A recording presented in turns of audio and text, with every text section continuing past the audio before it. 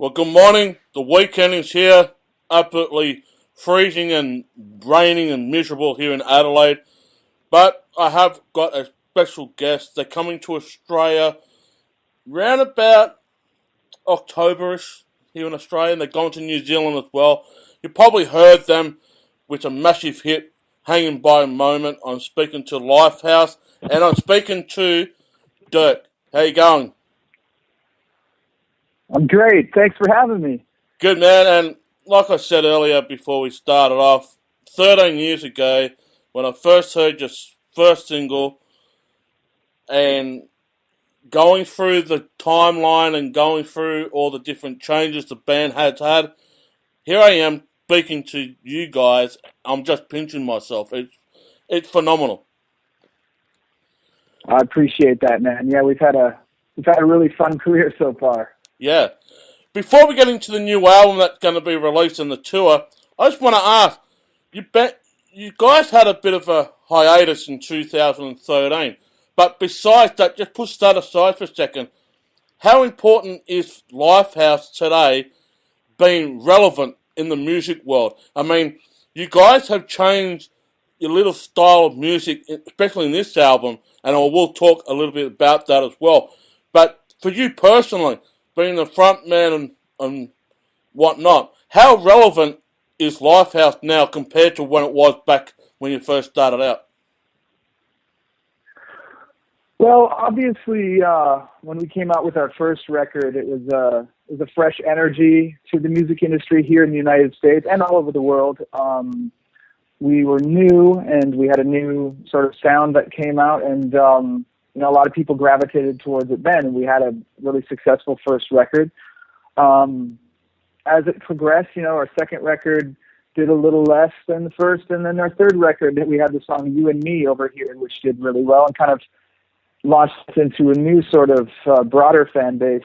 So we've seen the ups and downs of the music industry, and if you fast forward to 2015 right now, yeah, we just had a hiatus, which was really healthy for us because, obviously, like I said, the music industry is so new and changing all the time. There's a lot of really good alternative bands and pop acts that are going on over here.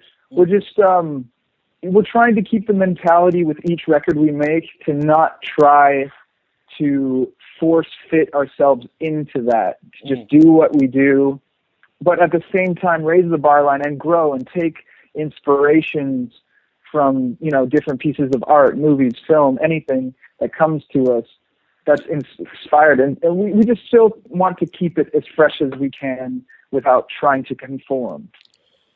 When I went to Canada in 2002, I was there for 6 months, from 2002 to 2003. A lot of publicity about Lifehouse was really taking off when I was in Canada. Are you surprised by the way that the Christian Fellowship was taking on the band as well? Because the fan base was sprouting out, especially the young generation. They really fell for you guys. They loved you guys. But were you surprised by the other shapeshift that you're gaining a lot of interest in the Christian Fellowship as well? No, it wasn't surprising to us, and it wasn't really a premeditated thing to reach that audience. I believe our first label, I think they put out a biography of us that mentioned that Jason was raised Christian as a missionary, and so we reached out to that audience automatically, pretty much. A lot of our lyrics have a spiritual connotation to them. They can be interpreted, both ways. It could be a spiritual song to someone, or the next person it could be a song about a relationship or a struggle in their life. And we still really tip our hat to that. We're happy to have an audience that, can take us for what they perceive us as instead of genuine specifics. But it wasn't a surprise to us at all. No. I mean, I was over in Canada, and the first thing that came out was you guys. Jamie, you got to hear this song. You probably heard Hanging by a Moment, but this other song on the album is really uplifting, and it was. And that's where that Christian movement came into place, because they were just talking and talking about it. But let's go back to this new album. What a standing album it is. It's got different flavours in it. Got some rocky songs, real catchy ones. You also got the ballad one. But a song that really stands out for me, it has like a Paul McCartney Blackbird in it, mixed in with like a Simon and Garfunkel thing. And I just want to talk about that for a minute because this single off the album called Wish, it really does have that raw energy. It's like it's a very ballady, folky type of music. But was that the mindset for this song that have that type of influence as well? Wish is definitely one of our favorite songs off this new record as well. I don't think it was a premeditated thing that we tried to recreate it as a Paul McCartney or a Simon and Garfunkel song, but it just kind of wound up being. We felt the production it fit better with a string quartet rather than having it be a rock ballad song, which it could have been dressed up that way. It's a song about letting go. It's like a peaceful sort of letting go of someone, or whatever that could be interpreted as to people. But it's definitely one of the ballads that we are happy to have on our record. And it's okay for you guys to do that. I mean, not for you guys, but majority bands in the world today can throw a ballad in there. I mean, when bands put a ballad in, sometimes they get criticised of being too soft. They lose their edge. But at the same time, they gain another fan base or another audience because a lot of people like a bit more flavour. They don't want all the rocky edge all the time. People can basically go in different avenues, and especially with Lifehouse, you guys can throw in a good rock song, but at the same time, you can throw in a good soft ballad as well. Mm-hmm. Thank you. Yeah, we, a lot of people get surprised when they come to our shows. They expect us to be a lot softer, I think. But with our shows, we pride ourselves on being a rock band, and when we have a show, we like to play loud and aggressive. But at the same time, we like to have our ballads such as You and Me or Everything, or there's another song off this new record called Flight that's a mellower tune, and Broken. We kind of like to have both to maintain the balance. Yeah. I mean, the first single, The Hurricane off the album, is just really flawless. I mean, different style compared to what I'm used to from the first album to now. But at the same time, it grabs you, it takes you off on a journey, and then it goes into the second song, One for the Pain. I believe that's probably one of the darkest songs that you guys have done. Yeah, that song, there's another song off of Who We Are called The Joke that was really dark too, about a suicide. But this song, it's about a rocky relationship. Again, can be interpreted whatever way you like, but it's about being caught in a really treacherous relationship, and it was really a front runner of being a single too. So it's a good tune. Yeah, it is. And one great thing about Lifehouse, you are coming to October from the 11th at the Metro City in Perth, and you're running it out over in New Zealand on the 19th of October. You're looking forward to seeing your fans back down in Australia and New Zealand. I'm sorry, could you say one more time? You're looking forward to seeing your fans back down in Australia and New Zealand when you come down for October tour. 100%. Yeah, we never got the chance to play. We had a show that was booked, I think, a year and a half down there, and it fell through. But now we're finally able to come back and play for everyone. So we're super excited to come down. Yeah.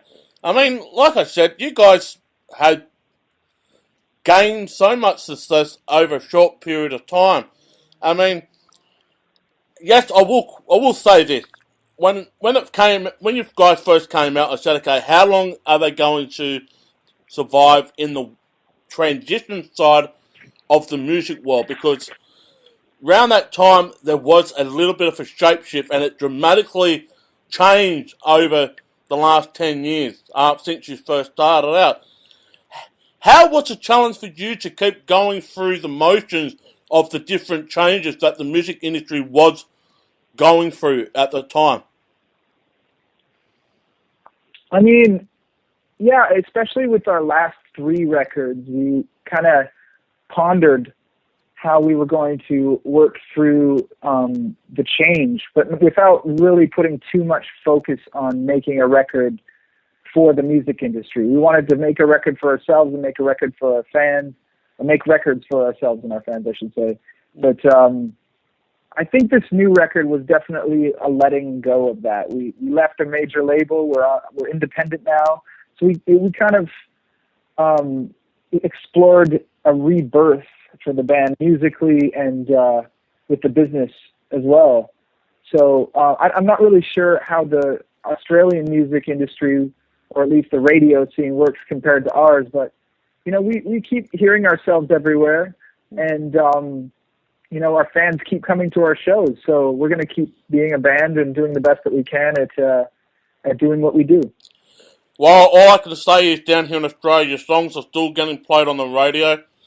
Whether or not they're going to pick up this new album, I reckon they will, because the thing is with Australian radio here is that it doesn't mainly focus more on the homegrown talent, rather they focus more overseas. And I like to have a bit more flavour of the homegrown Australian music. I mean, AC/DC, the number 1 band in Australia, everyone knows them. But when you go down a little bit further down the chain, we don't get the recognition much overseas, let alone get the recognition back at home. How was that for you guys? Do you find that struggle at the start, getting that recognition, like the exposure? I mean, look at the exposure you got now compared to when you first started out. I mean, yeah, we kind of didn't really think about it with the first record. Everything really happened so fast, and we did have a lot of exposure in the United States. It's kind of the opposite for us. We were hoping to get more exposure overseas as the years progressed, and now we finally feel like we definitely have attention with social media and YouTube and file sharing online. We've reached a broader audience worldwide with that. But we're really grateful that people can recognize our music through television or songs that are in films, because we can reach people that would most likely not hear us if we weren't placed in these different avenues.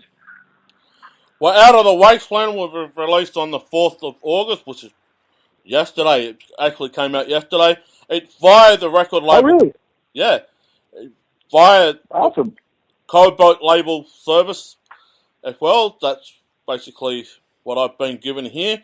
And, go and grab it. If you really want to see what Lifehouse is doing, please go and grab this album at all your record label stores around Australia. And also, go to metropolistouring.com and you'll get their touring information for both Australia and New Zealand. If you're planning to go around to see them, please get your tickets. I'll be at the Adelaide gig. My partner does the photography at that show, and we'll be cheering you guys on. I mean, like I said, I'm pinching myself. That's awesome, man. Thank you. I'm pinching myself. Amazing. And but if you've got one last thing to say to the fans down under, please take it away, because we're running out of time here, man. Absolutely.